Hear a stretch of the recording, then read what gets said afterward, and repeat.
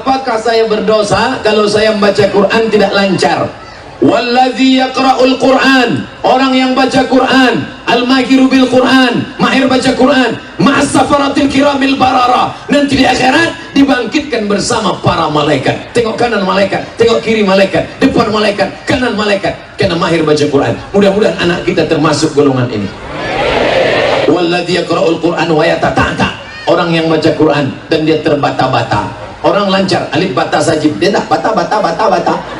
Orang yang baca Quran terbata-bata, lahu ajrani, pahalanya 2. Justru yang tak lancar pahalanya double. La aqulu alif lam mim har, alif lam mim, tidak dihitung 1 huruf. Alif 1 huruf, lam 1 huruf, mim 1 huruf, 3 huruf dibalas 30 huruf.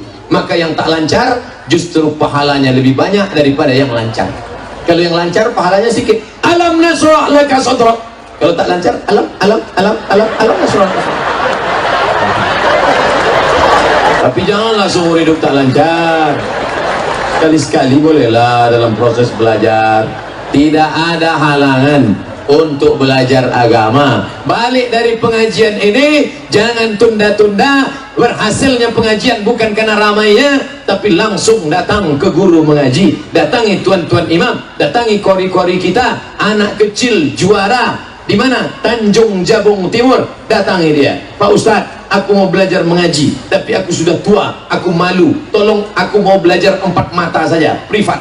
Kata Ustadz, jangankan 4 mata, 3 pun bisa. Baca. Apa hukumnya apabila mendaftar haji dengan meminjam uang bank? Riba. Bank syariah tak riba, maka bank syariah terserah, bank syariah mandiri, bank syariah BRI syariah, atau bank syariah SIM BC apa? CMB Niaga syariah. Karena ada situ labelnya yang sudah digodok, akadnya itu akad syariah. Adapun uang riba dibawa haji, labbaik Allahumma labbaik Allahumma labbaik, labbaik Allahumma labbaik, labbaik Allahumma labbaik. Apa kata malaikat? La labbaik wala sa'daik. Kau tak dapat haji mabrur, zaduka haram, karena kau berangkat dengan uang haram. Patutlah tak ada perubahan. Apa beda haji mabrur dengan tak mabrur? Setelah pulang ada perubahan. Alhamdulillah Pak Ustaz, itu dulu bapak tuh sebelum berangkat pelit, setelah balik rajin bersedekah. Berapa? 2.000 perak. Tapi kalau tak ada perubahan, itu Pak Ustaz, Pak Haji itu dulu sebelum berangkat celana pendek, setelah balik tak berjalan sama sekali. Ustaz, saya ingin bertanya, masih adakah surga bagi pendosa? Innallaha la yaghfiru an yushraka bihi, Allah tidak mengampunkan dosa syirik. Wa yaghfiru ma duna dzalika liman yasha, Allah mengampunkan dosa yang lain. Maka jangan kau persekutukan Allah, jangan kau sembah selain Allah, jangan kau sembah pokok kayu, jangan kau sembah batu, jangan kau sembah berhala. La ilaha illallah, no God except Allah. Allahu Akbar. Maka segala dosa-dosamu Allah ampunkan. Yang terkait dengan manusia kau bayar. Dunubi misru adadir rimali, dosaku sebanyak buih di pantai, sebanyak pasir di pantai, sebanyak buih di lautan. Fa innaka ghafiruz dzambil azimi, tapi aku yakin Engkau pengampun dosa lebih banyak daripada dosa-dosaku ya Allah. Ilahi lastulil firdausi ahla, ya Allah, aku tak layak untuk masuk ke dalam surga Firdausmu ya Allah. Wala aqwa ala naril jahimi, tapi aku pun tak layak, tak kuat masuk neraka. Kau aku masukkan ke surga, aku tak layak masuk surga ya Allah. Kalau gitu kau masuk neraka, aku pun tak kuat masuk neraka. Jadi kau mau kemana? Cara berbakti kepada orang tua saya yang sudah meninggal. Doa apa yang harus saya baca agar orang tua saya tenang dalam kubur? Yang pertama doa, Allahumma fir lahu warhamhu wa'afihi wa'fu anhu wa akrim nuzulahu. Kalau tak bisa bahasa Arab, ya Allah lapangkan kubur emakku, ayahku, panjangkan rahmat untuk dia, berikan dia kebaikan, tunjukkan rahmat dan barakah. Kalau dia sudah meninggal dunia, maka kau sedekah. Ayu sadaqatu afdal, sedekah apa yang paling afdal? Saqiyul ma', memberikan air minum. Kau berikan air minum ke masjid. Saya pergi ceramah ke Kuala Lumpur, penuh satu kotak air minum, air minum, air minum, air minum, air minum. Dicabut satu, muncul satu, cabut satu, muncul satu, cabut satu. Tempat kita enggak, cabut satu, hilang semua. Sedekah air minum. Kau pernah sedekah air minum? Tak pernah. Lalu apa kau sedekahkan? Sumur bor aku buat. Mantap.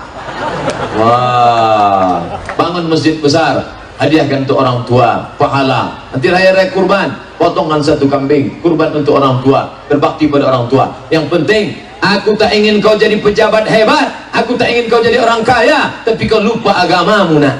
Yang ku inginkan kau berbakti, paling tidak kau panjatkan doa, Rabbighfirli wali walidayya warhamhuma kama rabbayani shaghira. Pas jam 6, 90 menit saya ceramah.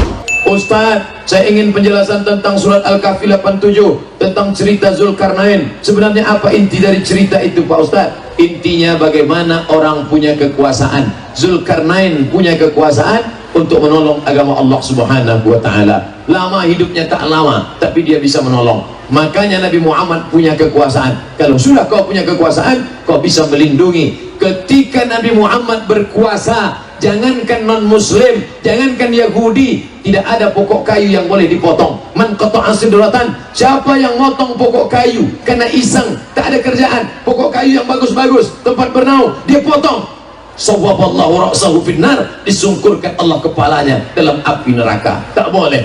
Ada lubang tanah, pergi dia ke hutan, nampaknya lubang tanah, kencing dia di lubang tanah, tak boleh. Kenapa? Karena di dalam lubang tanah itu ada anggota legislatif yang sedang kampanye. Tiba-tiba datang angin puting beliung lengkap dengan banjir bandang. Bayangkan itu. Maka Islam Nabi Muhammad sudah mengajarkan. Nabi Sulaiman alaihissalam, ketika pasukan Sulaiman akan lewat berjalan, kata Sulaiman, stop, jangan berjalan. Kenapa Sulaiman? Aku mendengar semut-semut berkata, masuklah kalian ke sarang-sarang kalian, supaya jangan diinjak oleh Sulaiman dan pasukannya. Begitulah kalau kita punya kekuasaan, sampai tak ada semut yang terinjak mati, tak ada pokok kayu yang terpotong sia-sia. Pandangan Islam terhadap artis, apa hukumnya? Artis religi boleh. Artis religi. Saya Ustadz Dery Sulaiman, yang penyanyi artis, berjumpa dengan Habib Sayyid Ahmad bin Muhammad bin Alawi bin Abbas Al-Hasani Al-Maliki di Makkah Al-Mukarramah. Saya Ustadz Dery Sulaiman, lalu kemudian satu lagi Ustadz dulu yang film main Tuyul dan Mbak Yul, siapa namanya? Lalu kemudian satu lagi Ustadz Ahmad Al-Habsyi. Maka kami jelaskan, ini Ustadz Dery Sulaiman penyanyi. Apa hukum nyanyi? Kata Sayyid Ahmad bin Muhammad bin Alawi bin Abbas Al-Hasani Al-Maliki, nyanyi boleh, tapi kau nyanyi yang mengajak umat kepada agama Allah. Coba nyanyikan satu nyanyi. Nyanyilah Ustadz Dery Sulaiman. Orang kaya mati, orang miskin mati, yatim mati, mati. Lalu saya yang terjemahkan, al-aghniya matu, wal-fuqara matu, wal-zu'ama matu. Ada apa nih mati-mati aja nih? Nyanyilah lagu yang semangat-semangat katanya.